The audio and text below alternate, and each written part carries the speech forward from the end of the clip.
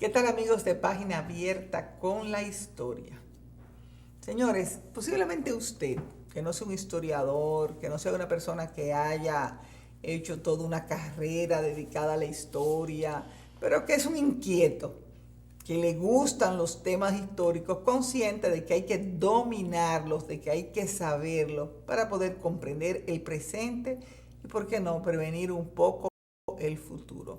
Tiene una serie de dudas sobre unos cuantos tópicos que hemos abordado en la escuela de forma muy somera o que no dominamos a plenitud. Ese es mi caso. Y me he tomado el programa de hoy para hacerle una serie de preguntas a Welner Félix sobre este tipo de temas que a mí me inquieta y que posiblemente a usted. Por ejemplo, Welner, yo voy a comenzar con uno. Y es el de quiénes eran los indígenas que había en la isla. Hemos oído hasta la saciedad que eran los taínos, pero de repente nos encontramos que en el Golfo de las Flechas Colón se encontró con los caribes. Y en uno que otro lugar, que si los arahuacos. Entonces yo te pregunto, ¿quiénes estaban aquí? ¿Era que estaban todos? ¿Era que estaban todos en un proceso migratorio? ¿Qué pasaba en nuestra isla aproximadamente a finales del siglo XV? O sea, para 1492, cuando llegan los europeos. Muy buenas, doña Diana. Pues nuevamente, gracias por compartir conmigo esta mesa redonda y conversar sobre estos temas, como usted bien dice, que tanto apasiona y que además representan dudas para el pueblo dominicano. Yo debo decir, como siempre, antes de contestar su pregunta, que vamos a elogiar, vamos a decir que es precisamente lo que usted acaba de decir. Conocer estos procesos nos va a ayudar a nosotros a comprendernos un poco mejor y a ayudarnos, ¿verdad?, a identificarnos más con nuestro ser dominicano. Esa vieja teoría de que nosotros somos el trípode, que somos descendientes de africanos, de indígenas y de españoles, eso no necesariamente es así desde el punto de vista sanguíneo, pero sí desde el punto de vista cultural. Nosotros somos un híbrido cultural de estas tres influencias. O sea que si bien en nuestros ancestros Uh-huh. hay muy poquísima, ínfima sangre producto de esos primitivos pobladores, Sí. realmente dejaron una cultura Claro. que la adoptaron los Sí. europeos y que nos la legaron. No solamente una cultura desde el punto de vista del hacer, Uh-huh. sino también del expresarse. Claro. ¿Cuántas palabras pasaron al castellano, al español, y del español a su vez al francés? Llegaron a España incluso. Pero por Fueron ejemplo, en transportadas francés, por maíz francés. es maíz. Claro. Caraíbe es Caribe. Claro. Haití, o sea, son palabras que realmente hay todo un listado de palabras que pasaron al francés y que realmente el francés las heredó a través del español. Y el español, a su vez, las adoptó de las lenguas indígenas. Y pertenecen a la gramática. Están ahí como parte de la lengua española. E incluso no solo como de la lengua española dominicana, o sea, no como un dominicanismo, no, sino como adoptado a nivel internacional. Parte del español. Claro, como la yuca, la batata, la guayaba, cosas así. Que tú en todas las lenguas la goyaba, pronunciada de una manera diferente por la misma palabra. Y que es parte de nuestra vida cotidiana. Y sin embargo, no lo sabemos. De hecho, hay varios diccionarios indígenas. Desde la década del 30 existen diccionarios indígenas. J. Marín Staudig hizo un trabajo. Caimán es una palabra que está en huracán. Así es. En otras lenguas se puede hurricane, huracán, pero proviene del huracán. Claro, y es origen taíno. O sea que, como usted bien acaba de señalar, tocó este elemento, nosotros tenemos este híbrido cultural que es el ser dominicano, y eso es sumamente interesante. Nuestros ríos, cantidades enormes de nuestros principales ríos responden a la toponimia taína, claro. Ya que Osama, Jaina, Nigua O sea, realmente Macorís. Macorís, Iguamo, y así por el estilo. Realmente tenemos Imagino que Nagua debe ser Nagua también, claro. Todo un acervo cultural, un acervo toponímico, toda una herencia. El mismo Cotuí. Cotuí, claro, Cotuí. Han permanecido como parte de nuestra cultura y el pueblo dominicano lo sabe, porque no es que no lo sabe y lo pronuncia, pero es bueno aclarar. Sin embargo, yo tuve una anécdota con una clase de español cuando hace muchos años contaba en el español del colegio universitario, sí, que cuando un profesor refería a la toponimia taína que pasó, que habló de Macorís, un estudiante dijo que él creía que Macorís era un apellido, que era el apellido de San Francisco. Digo, pues entonces San Pedro era hermano, porque también es de Macorís. Qué interesante. Bueno, pero hay tantos de conocimiento. Muy bueno, muy bueno. Bueno, usted sabe que sobre Duarte también hay muchísimas anécdotas. ¿Cómo se llama Juan Pablo? Duarte. No, los tres padres de la patria son Juan Pablo y Duarte. Sí, en mi pueblo, en Cabral, voy a aprovechar una anécdotita así. Hubo un personaje muy famoso en el pueblo, porque usted sabe que la gente que a veces tiene recursos se hace bien famosa, y este personaje no solamente era gallero, era dueño de lidias de gallo, de cosas. Se llamaba Juan Ventura Félix. Para variar era Félix. Sí, claro. Como toda la gente de ese sur. Una gran cantidad, sí. Juan Ventura Félix. Entre Cuevas y Félix lo tienen casi todos repartidos. Sí, no, hay muchos. Hay Olivero, yo lo he recogido algunos. Él se llamaba Juan Ventura Félix, murió ya hace un tiempo, mucha edad. Y cuando los estudiantes en la escuela le preguntaban que cómo se llamaba el padre de la patria, decían que Juan Ventura Félix. El padre de la patria, Juan Ventura Félix. Eso fue una anécdota alrededor de Juan Ventura Félix que siempre a nosotros nos pareció graciosa. Pero mire, ya después de 5 minutos hablando de estas cosas. Mire, cuando llega Colón a Santo Domingo en el 1492, hay que decir que yo sé que nuestros televidentes conocen que él llegó a la Española, lo que él bautizó como la Española, que se conocía como Haití, después de haber arribado primero a Guanajaní, que es hoy ubicada ya en los mapas como la isla Watling, en lo que pertenecen al archipiélago de las Bahamas, al norte, el 12 de octubre. Exactamente, claro. con el famoso grito de tierra. De Rodrigo de Triana, etc. Llega aquí en un momento muy difícil de la travesía, porque hay que recordar que los que le acompañaban no habían ido más allá de las costas hacia el sur de África. Norte de África, que está cerquitita. Sí, que está cerca.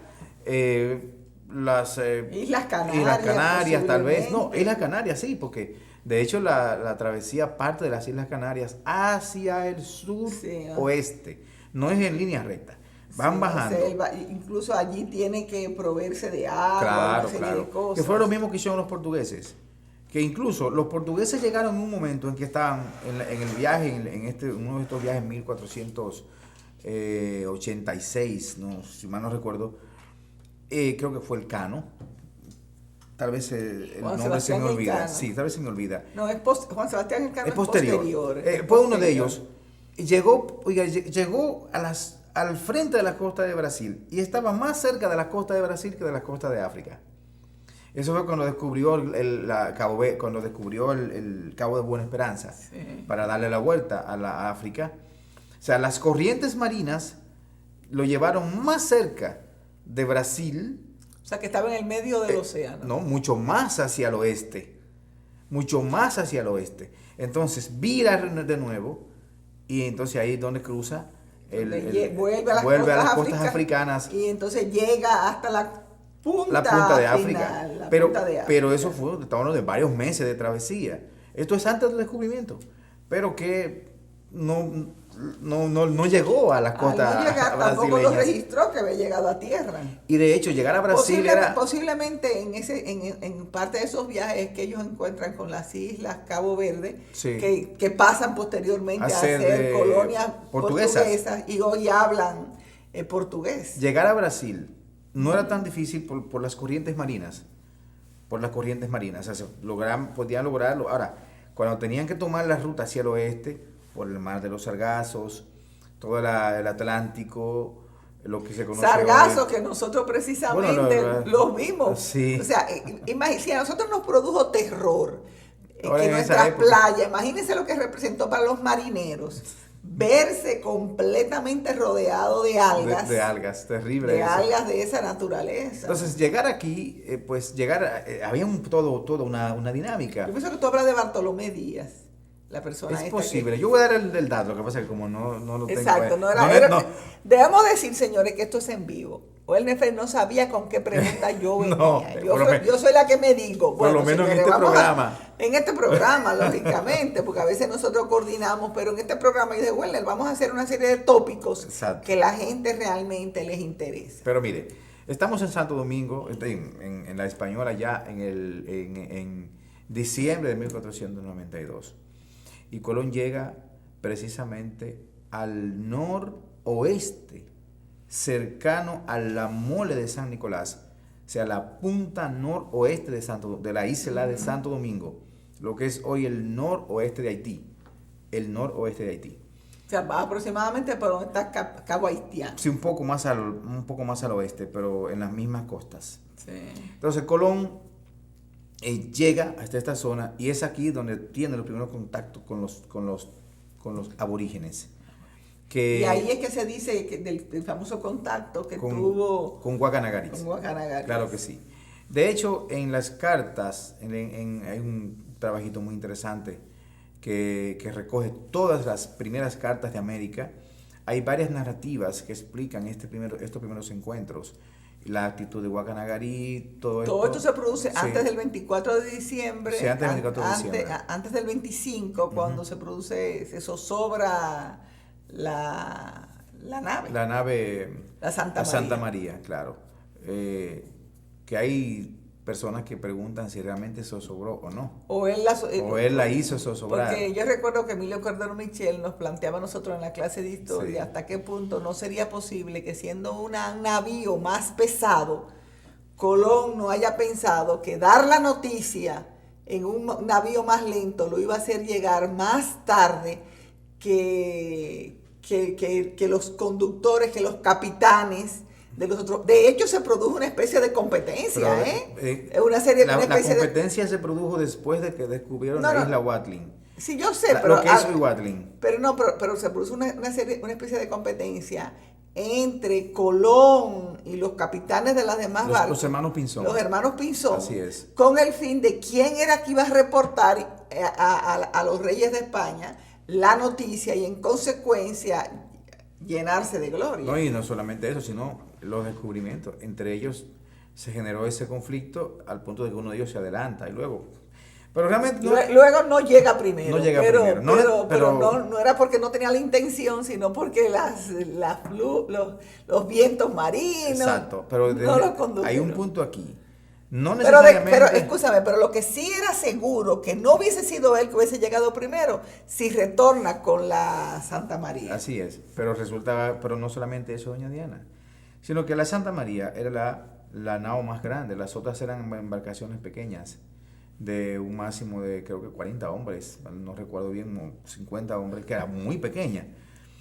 De hecho, el tamaño de las embarcaciones con que llegó Colón, uh-huh, que fueron también iguales a las del último viaje, uh-huh, el último viaje que nosotros deberíamos de dedicarle también en su momento, hablar un poquito de él para ilustrar, porque son de los procesos históricos desconocidos que no necesariamente nos tocan, porque no tiene mucho que ver con Santo Domingo, este último viaje de Colón, el cuarto viaje.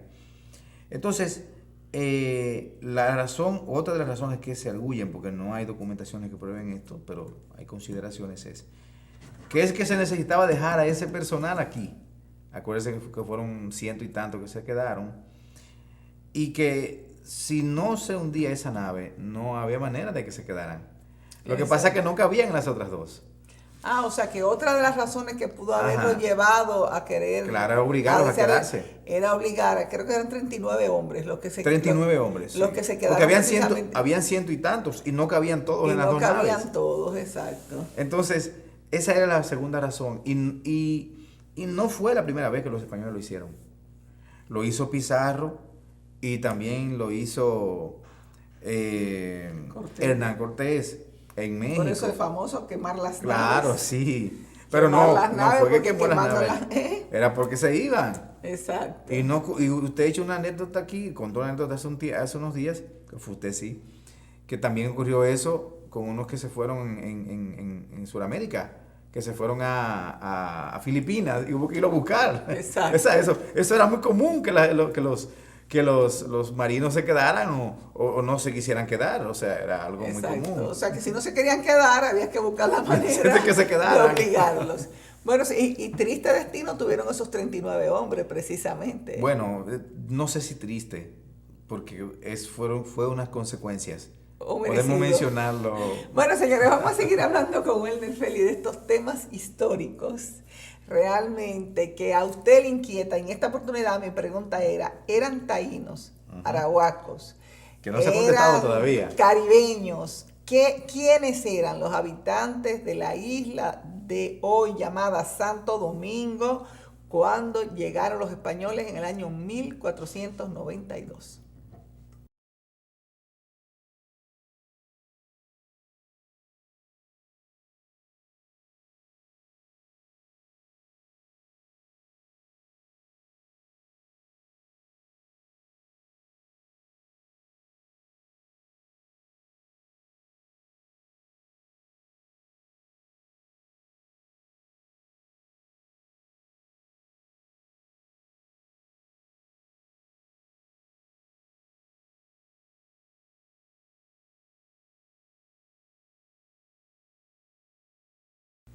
Bien, Welner Félix. La pregunta está... Sí, nos quedamos sobre la aquí mesa. porque tal vez ilustramos un poquito todo este proceso previo a la llegada de Colón. Cuando Colón llega al norte, se topa entonces con estos habitantes, estos aborígenes. Estos aborígenes eran taínos. Pertenecían a los grupos considerados taínos dentro de los arahuacos, porque todos eran arahuacos. Lo de arahuaco le viene por el nombre que adquirieron, porque eran habitantes originarios del norte de Venezuela. Entiéndase de las costas caribeñas de Venezuela. Río Orinoco, esas zonas que luego fueron los que comenzaron entonces a poblar. Pero como usted bien O sea que dice, cuando vemos documentales, y eso es muy importante, cuando usted a veces ve documentales en diferentes programas, este mismo canal tiene muy buenos documentales. Muy Así buenos es. documentales. Tengo en eso que felicitar a Elvin, que claro. realmente es una selección muy acertada. Cuando usted va, repito, documentales de esos indígenas del norte de Venezuela, si usted De lo quiere que es hoy tener, Venezuela. si usted quiere tener, De lo que es hoy Venezuela. de lo que es hoy Venezuela, exactamente. Si usted quiere tener una idea de cómo eran físicamente esos taínos que residían en nuestra isla, esos aborígenes, pues entonces usted tiene una referencia porque eran más o menos con este mismo fenotipo. Y la cultura de la cestería, de los tejidos, y algunos implementos de vida cotidiana, Sí, y de el uso alfarería. de la alfarería. Claro, también pueden encontrarse en esa zona, o sea, hay unas conexiones. Y era que, doña Diana, los taínos ya tenían, según las investigaciones antropológicas que se han hecho, unos cerca de entre 500 y 1000 años ya habitando. Ahora bien, antes de llegar los taínos... O sea, como cultura. Como cultura, como pueblo. Antes de llegar los taínos, aquí no es que estábamos deshabitados, la isla está habitada desde hace tal vez 5000 o 6000 años, tal vez más, no tengo la precisión. Primero, unos habitantes que son conocidos como los Igneris, que eran más bien dedicados eso no lo conocía yo, debo admitirlo. Los Igneris. Igneris eran más bien dedicados a la agricultura, no, a la recolección, Sí, a la pesca. en ese proceso en esa histórico, etapa. que no eran todavía sedentarios, sino que estaban en búsqueda donde había alimentos, ya sea agrícolas, de pesca o de caza, ahí se quedaban, Exacto. hasta que estos se agotaban y entonces se Volvían. trasladaban, nómadas. Era básicamente nómadas, pero que el país brindaba una muy rica Claro. vegetación Y fauna. No faunas grandes, pero sí peces y otros tipos de... Incluso roedores. Y Exacto. por qué no, también estaban las iguanas. Las iguanas. Que eran comestibles. Y los caimanes. Y los caimanes. Claro. Y también estaban los manatí. Un punto interesante, doña Diana, los caimanes hoy están prácticamente recluidos al lago Enriquillo, pero durante toda esta etapa los caimanes existían en todas partes. Por ejemplo, en el Gran Estero, que todos los que conocen, me imagino que conocen cuál es el Gran Estero, que es la zona que divide la península de Samaná con el resto de la isla. Y ahí se ve el Estero, el Gran Estero, cuando usted va para Samaná. Sea, como entre Nagua y Samaná. Exacto, sí. Sería cerca de Sánchez. Cerca de Sánchez. Allá hay un espacio que hace otrora, incluso había algunos mapas que eran pintados con la península de Samaná separada como si fuera una isla. Esto aquí estaba muy poblado de caimanes. Los diferentes... De hecho, todavía está en un territorio bajo que en Sí. consecuencia susceptible de sufrir inundaciones. Bueno, de hecho este territorio aquí es muy cenagoso. Exacto, Es muy y cenagoso. por eso tanto se cultiva arroz por allí. Pero es muy cenagoso, o sea, tenía esa característica. Estos caimanes, había muchos caimanes por todas partes. Hoy están en el lago Enriquillo, pero habían caimanes en los ríos, era muy, muy común, y también en las iguanas.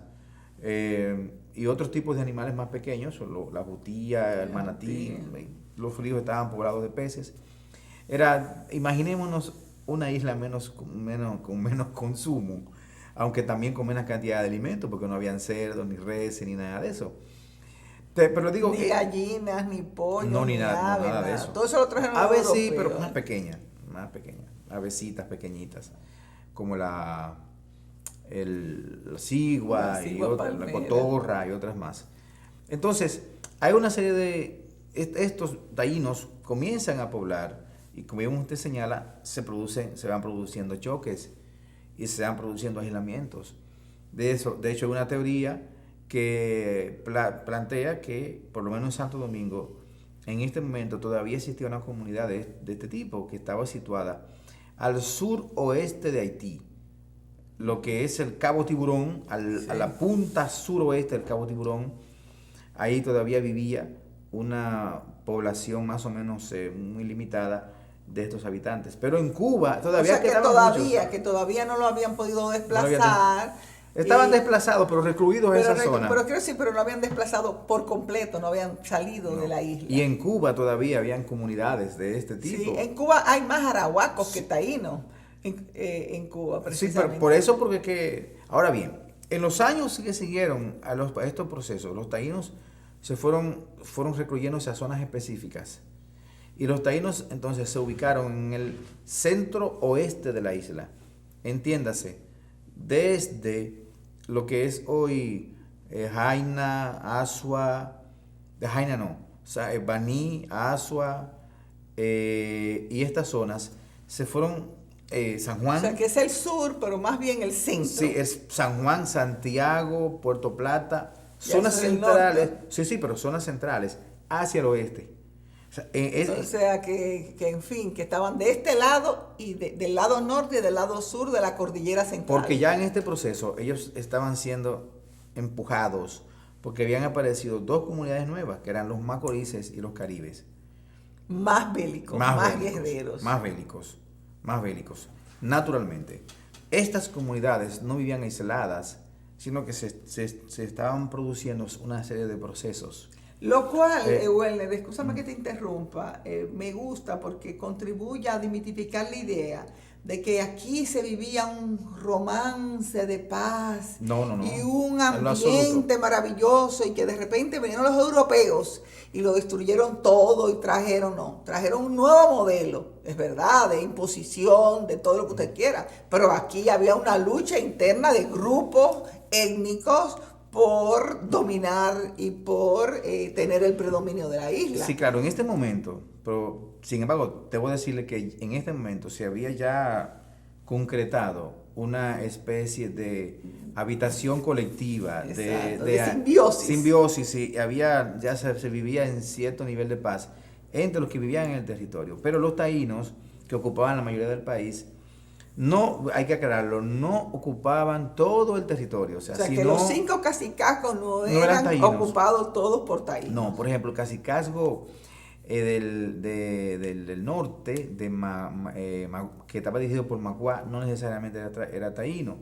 Ahora, el cacicazgo de Maguana era taíno, pero estaba dirigido por un caribe, porque se había producido un proceso. Y este territorio aparentemente pertenecía también al territorio del cacicazgo de Jaragua, que estaba controlado en este momento por Bohechío. Y que sin embargo quien controlaba el centro era Caonabo, pero Caonabo estaba emparentado con Anacaona, que era a la vez hermana de Bohechío. O sea, era el marido, ¿no? Y era sí, claro, era la manera. Era su compañero. Era la manera de él compenetrarse con esta sociedad y adquirir también. O sea que poder. Eso tampoco es una cosa de las cortes claro europeas, que la gente no, porque en las cortes europeas entonces casaban a los nobles de un país con los nobles de otro país para fortalecerse. No, eso de que a través de, como diría Mario Emilio Pérez, a través del mosquitero, sí, pues granjearse poder es de siempre. Todo se decía en todas las sociedades, pero en el caso de Caonabo era de origen caribe. Entonces también se produjo este proceso de socialización, de paz, de armonía, de concordancia, de acuerdo. Claro, entonces en la isla se reconocen que habían 2 grandes cacicazgos o 2 grandes líderes, que era precisamente Bohechío y el otro era Guarionex, que controlaba el cacicazgo del norte. Pero hacia la península de Samaná estaban los macorices, al igual que como se habían regado hacia el nordeste y un poco hacia el este de la isla. Incluso las mujeres podían ser, cuando llega Colón en 1492, quien controla el cacicazgo de Higüey, lo que es hoy Higüey, era una mujer. Ahora no recuerdo el nombre, pero era una mujer. O sea que el matriarcado, la posición de la mujer tenía mucho peso. Eran por redes familiares, como ocurrió con Anacaona en el 1504, que ya ella era la que ocupaba la dirección. Ahora, ¿qué sucede, doña Diana? Como hemos explicado, no todos los que vivían en el territorio eran taínos. Coexistían los macorices, coexistían los taínos, los igneris.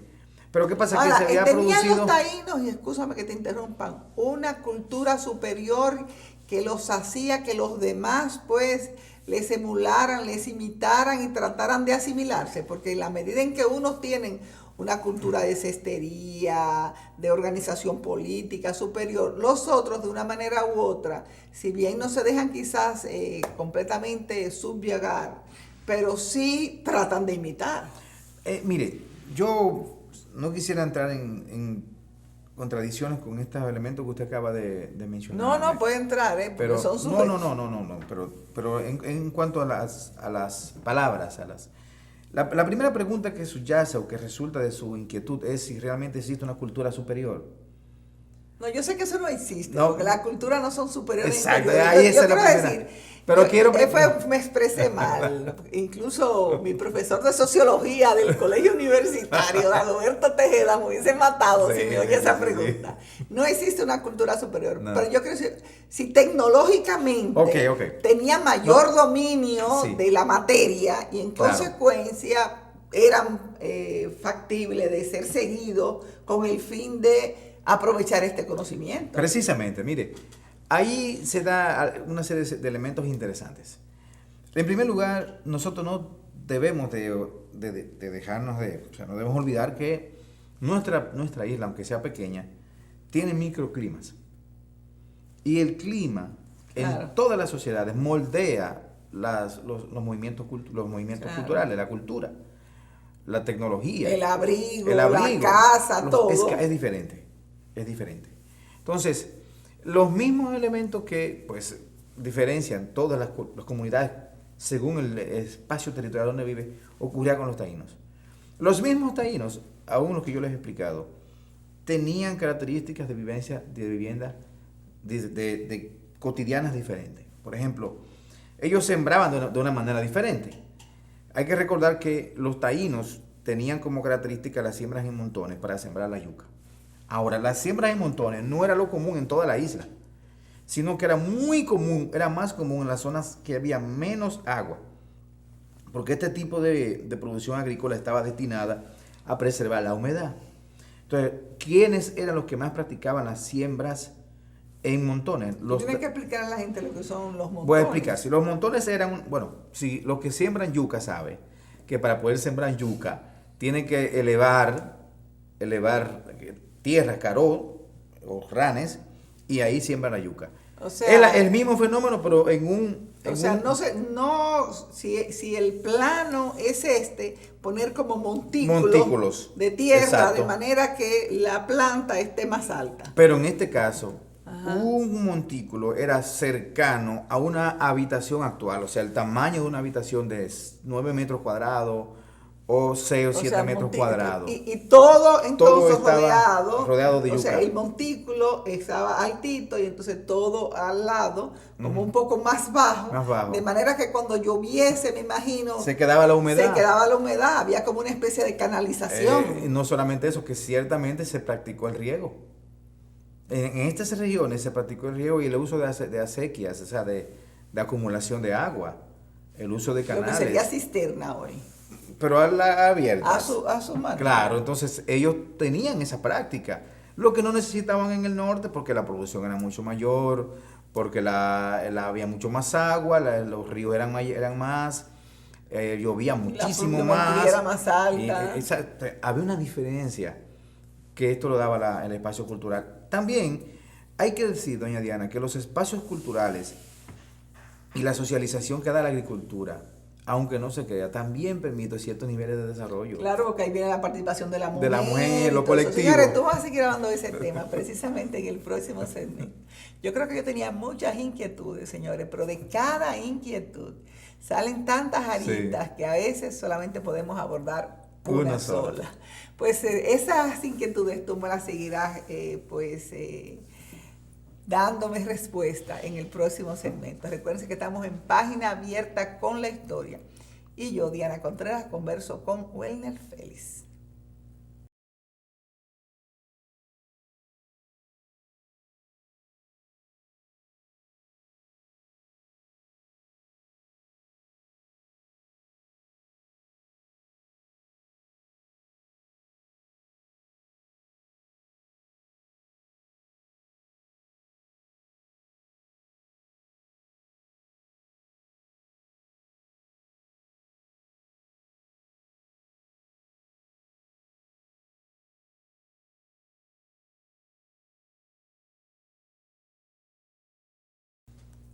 Bien, Welner. Sí.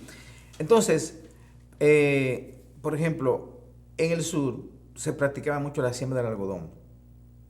Entonces, como se practicaba la siembra del algodón y había mucho mayor nivel cultural agrícola. Y el algodón, señores, para usarlo como textil. Como textil. El algodón era... que es algo muy, creo que tú fuiste que me dijiste, yo pensaba que era en Londres, pero que es en Torino, que está en Turín. En Turín. Que está precisamente. En Alemania. Torino en Italia, no, Torino es en Italia. Nos referimos al semí de algodón. Exacto, al semí de algodón. Sí, claro que sí. Es que al ser un semí de algodón,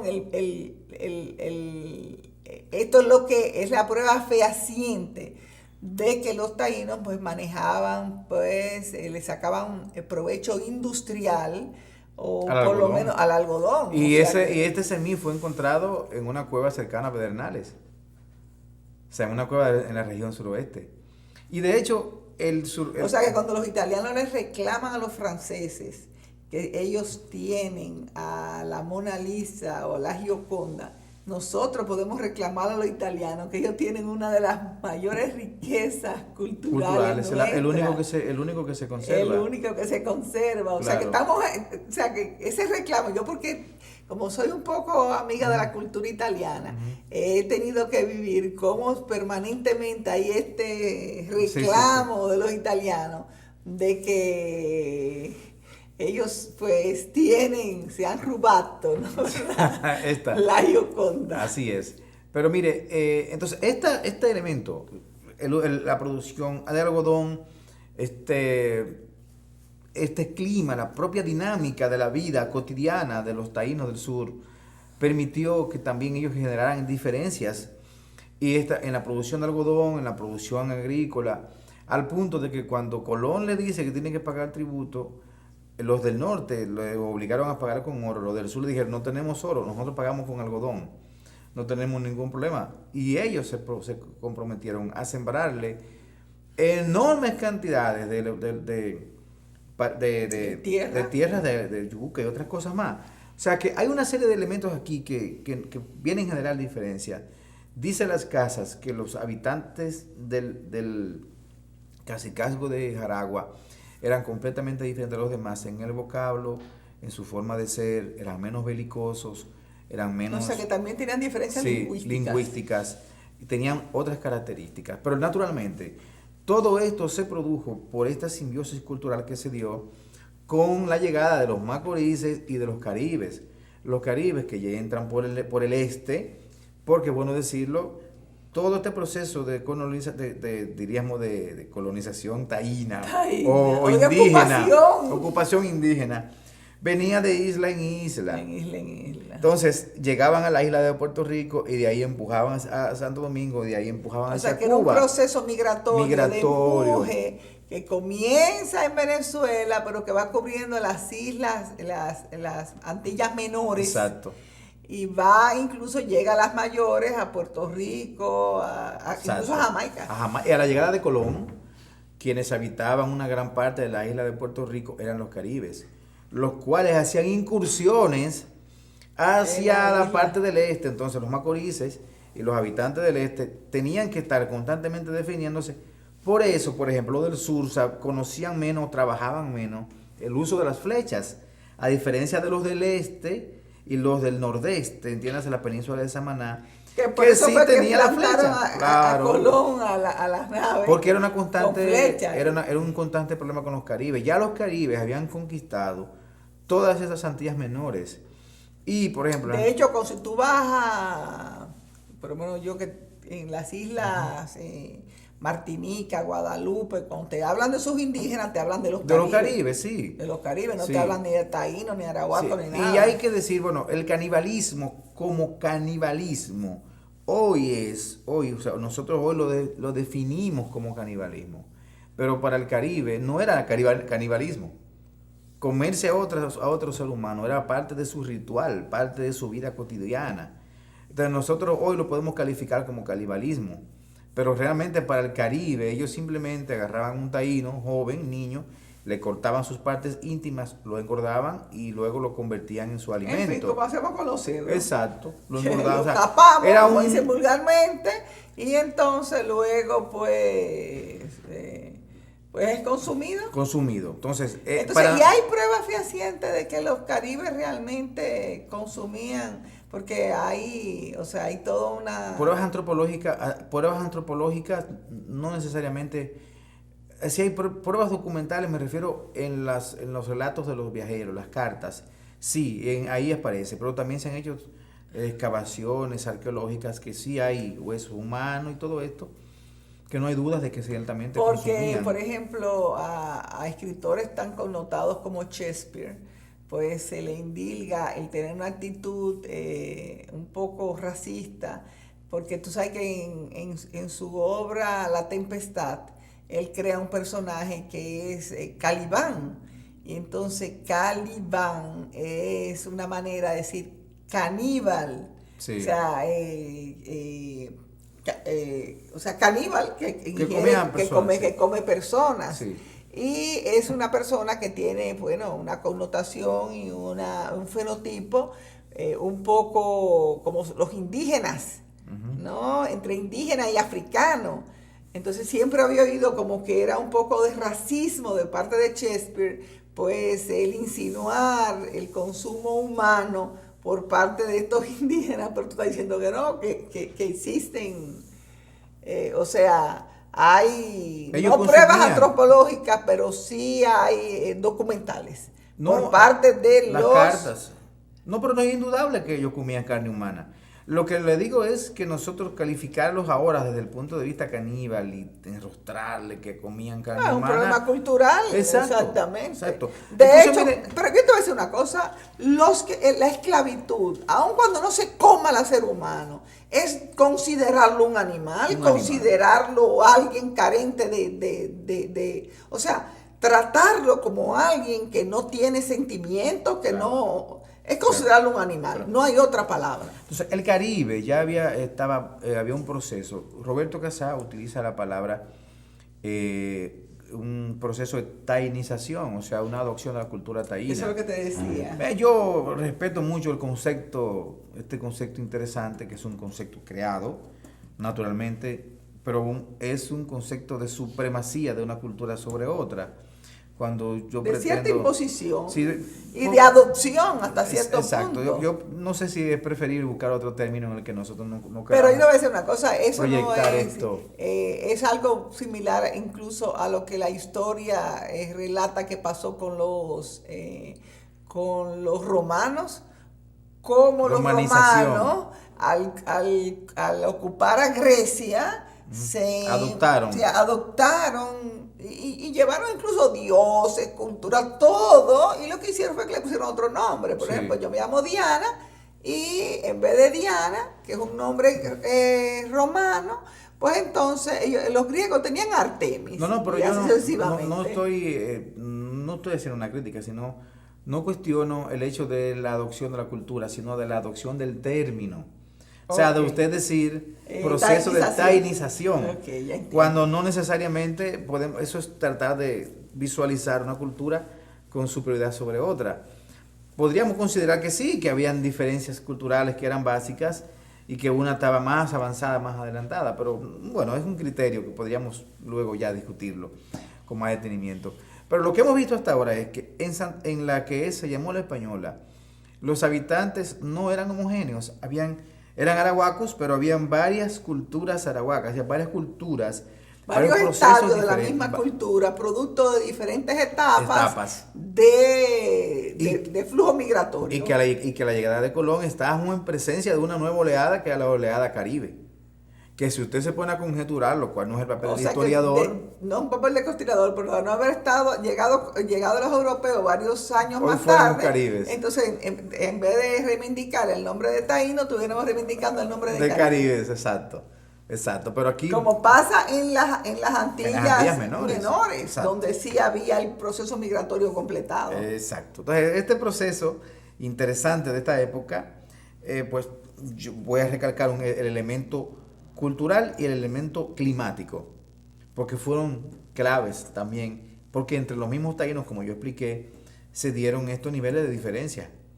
Entre los mismos taínos, los que vivían en el centro, en la zona de lo que hoy es San Juan, en el sur y en el norte también tenían diferencias.